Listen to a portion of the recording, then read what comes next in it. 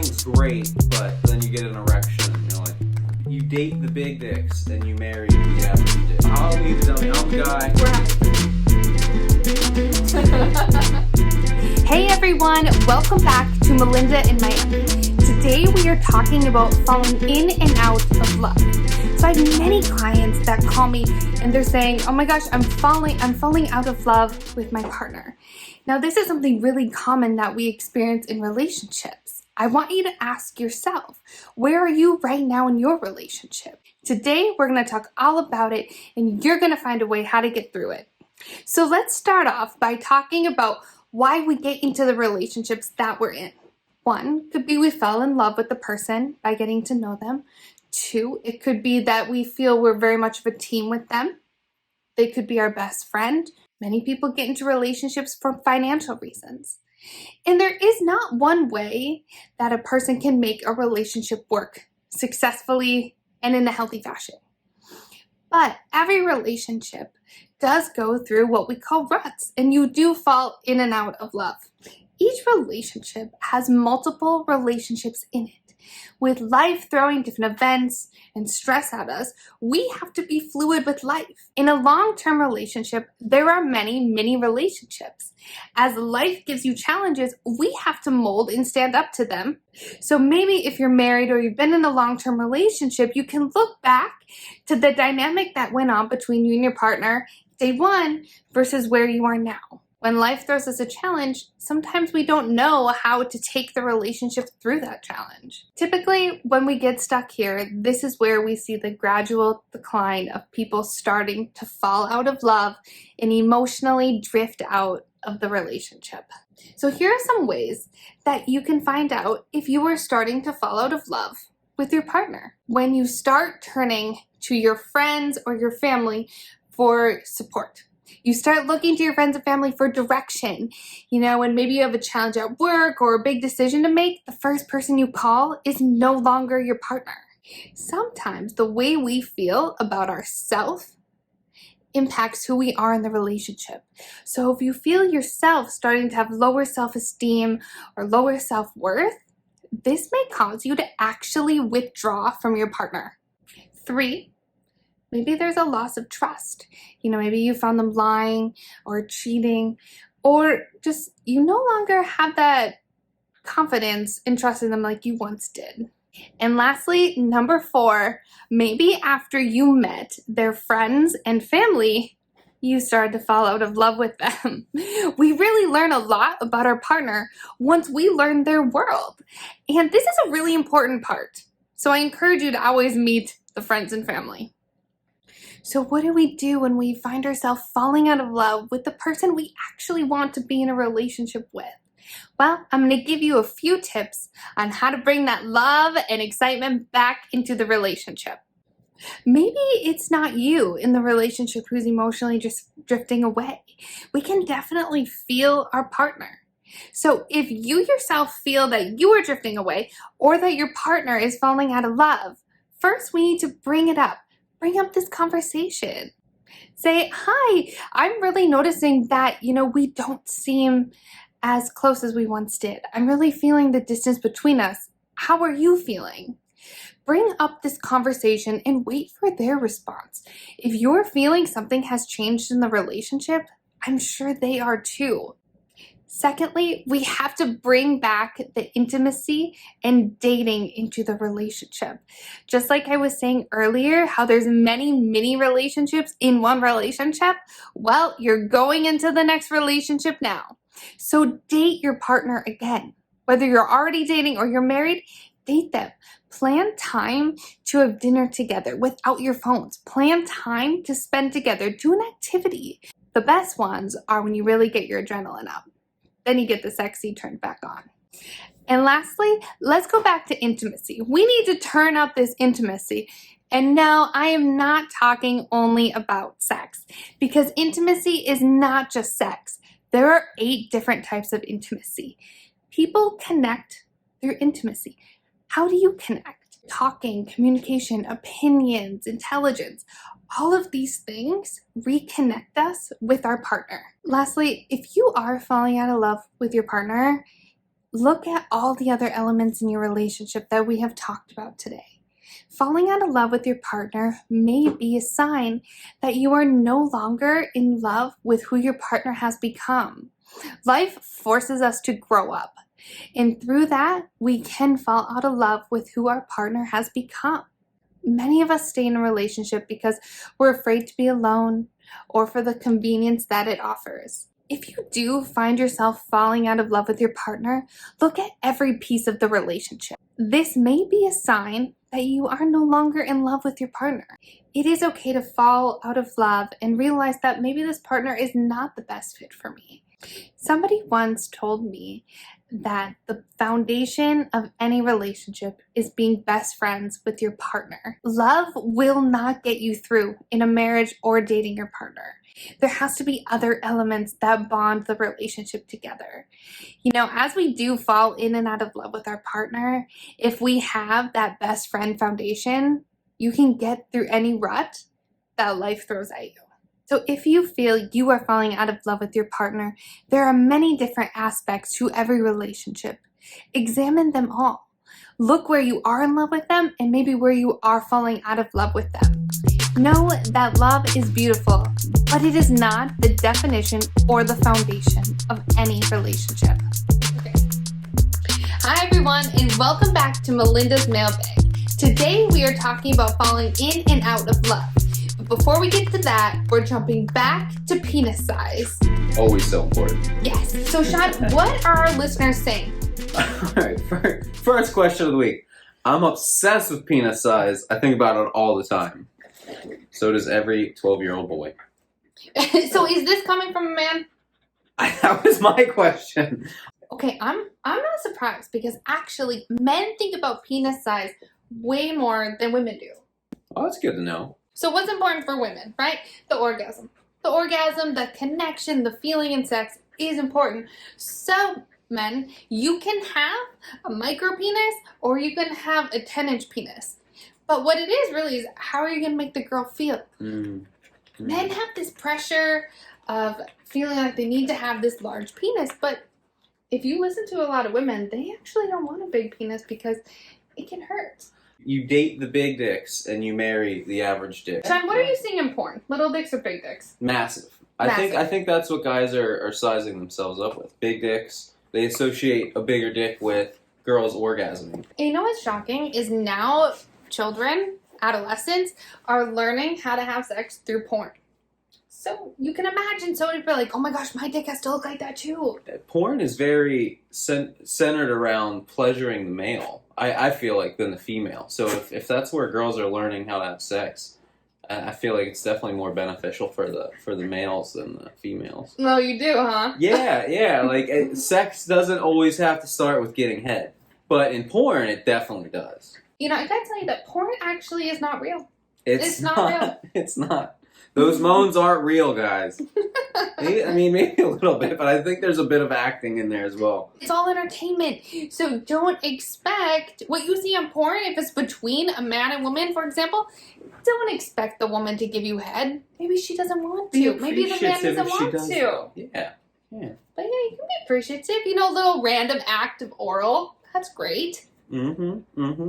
I've made this term called porn pressure because we watch a lot of porn and some people are learning from porn that we're really feeling, oh, my body has to look like that, or I have to do this with my partner, or my partner's going to expect that. And I think a lot of people who are experiencing sex for the first time, that's what they're going in with.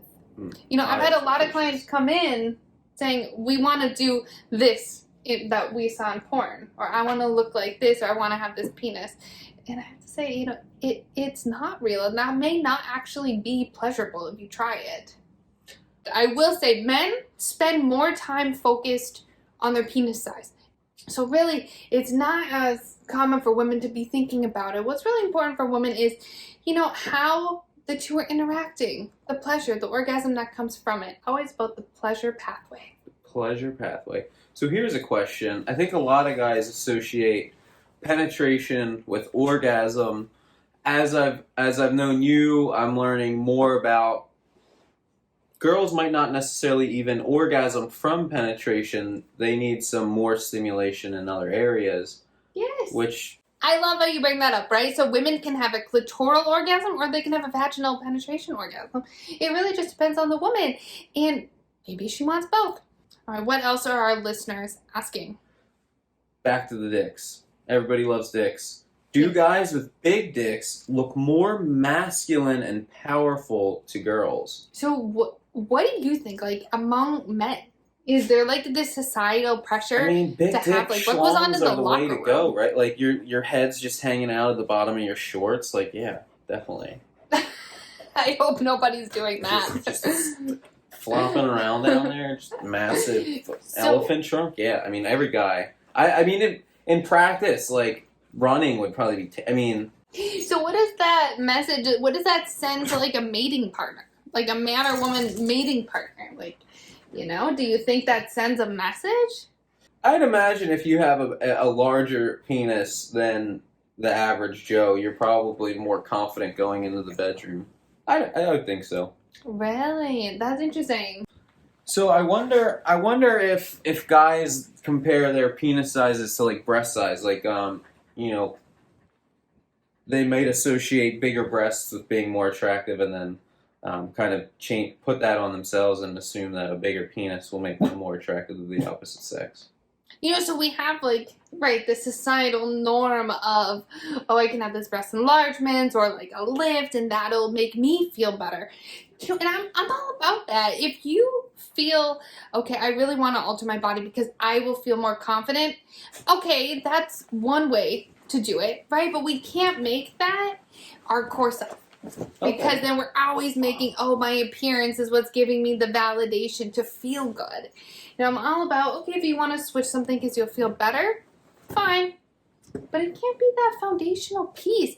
But I think, yeah, living here in Miami, a lot of women do alter their bodies and their breasts to attract men, to feel more sexy in themselves, and go for it. But also make sure that foundational piece is there too of I feel confident in whatever body I have. So do you have any statistics on how common it is for females versus males to get some type of, you know, lack of a better term, sexual enhancement surgery? Fake boobs. Pretty common really nowadays, common. right? I mean, again, who knows? I don't know if a guy's going to be like, yeah, man, I went to the doc, got 2 inches. You know, there's kind of too bad it's not really locker room talk because there's a lot of men out there that don't have the little baby arm and maybe are really like being shameful about it, and they really shouldn't, because if you listen to my podcast last week, I talked all about penis size and how you can have a micro penis of 1 inch and still pleasure yourself and your partner. Sex is where, Sean? Between the ears. Sex is between the ears. So, Sean, read our last viewer's question.